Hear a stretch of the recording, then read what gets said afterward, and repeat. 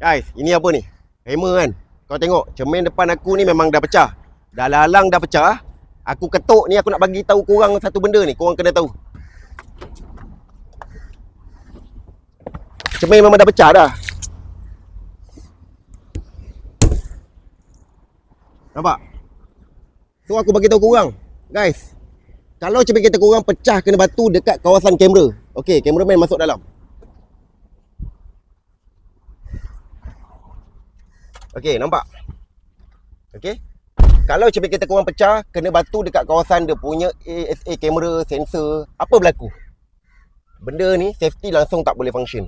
Korang masih boleh bawa, tapi tak boleh function lah. Korang kena tukar dululah cermin. Itu bezanya kalau cermin kereta korang pecah dekat kawasan yang jenis cermin yang ada sensor lah, kamera. Dapat ke dapat guys? Belajar sesuatu. Benda pun dah pecah. Ketuk lah nak bagi korang ilmu. Faham ke faham guys? Kalau belajar satu komen kat bawah, bagi. Aku nak tukar dulu.